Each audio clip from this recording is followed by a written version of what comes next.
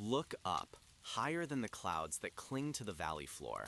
We ascend into the Bighorn Mountains of Wyoming, a landscape carved by time and silence. Here, at an elevation that scrapes the sky, sits a structure that defies simple explanation. A perfect circle of white limestone, 80 feet in diameter, laid stone by painstaking stone upon the desolate rock. This is the Bighorn Medicine Wheel, not a ruin, but a monument, a question mark etched into the very spine of the continent. For centuries, this place has been a nexus, a sacred ground for the Crow, the Cheyenne, the Shoshone, and many others. A place for vision quests, for healing, for communion with what lies beyond the visible spectrum. But the question that haunts the archaeologists, the historians, and the skeptics remains: who built this massive, precise mandala, and for what ultimate purpose?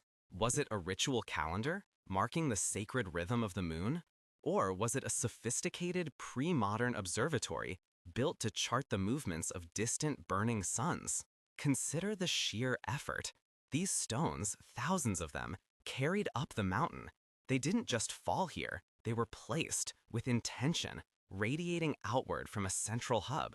From that center, 28 distinct lines, spokes of stone, reach out to meet the perimeter. 28, a number that resonates deeply in cycles of time, yet remains stubbornly opaque in its meaning here. We are standing at the edge of two worlds: the documented history of man and the deep, unsettling silence of the truly ancient. And in that silence, the wheel waits. Pug, before we dive into the celestial arguments, we have to acknowledge the context. The sheer logistics of this construction suggest a society operating with a unified, long-term vision.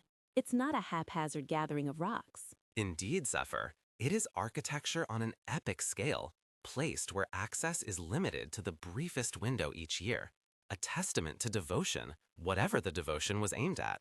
Exactly. And what we often forget is that for the tribes who use this site today, the question of who built it is secondary to the fact that it is holy.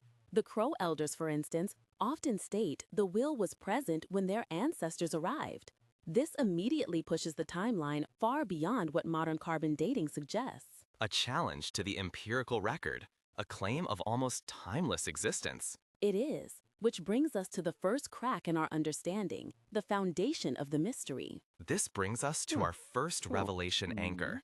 We are told the wheel is either impossibly old or relatively new, and the evidence for both is maddeningly precise. When scientists attempted to date the structure itself, they found a single, reliable piece of organic material embedded deep within one of the supporting cairns, a piece of wood. The dendrochronology, the tree ring dating, returned a date, not 3,000 years ago, not 5,000, but a final growth ring dating to approximately 1760 AD. A date that places its construction squarely in the historical period, within the time frame of tribes like the Shoshone and Crow using the region. It suggests a structure built by people whose descendants we still know. But this date is immediately undermined by other findings.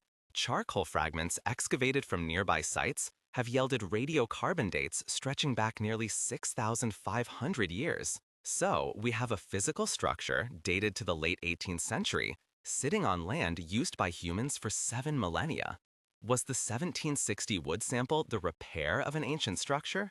Or does the structure itself only date to that time, with the older charcoal simply belonging to the ancient campfires of the people who visited the site but never built the wheel? It forces us to confront a dichotomy, Puck. Is the wheel a continuously maintained, multi-generational project that incorporates new wood over time, meaning the core could still be ancient? Or is the scientific date definitive, meaning the oral histories are referring to an earlier lost tradition? The 1760 date is the anchor that holds the wheel down to earth, but the stars above, as we will see, demand it be seen as something far older. Let's take stock of what we've established in these opening minutes. We have an 80-foot stone circle, precisely engineered, situated in an extreme sacred environment.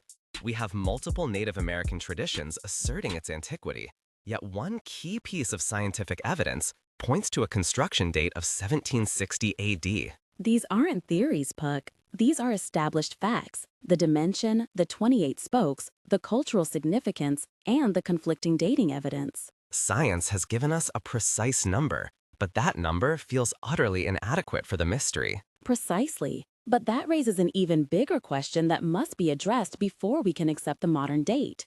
If this was built in 1760, why was it built with such meticulous celestial precision? What were they tracking? Join us next as we turn our gaze skyward to the stars that may have dictated the placement of every single stone.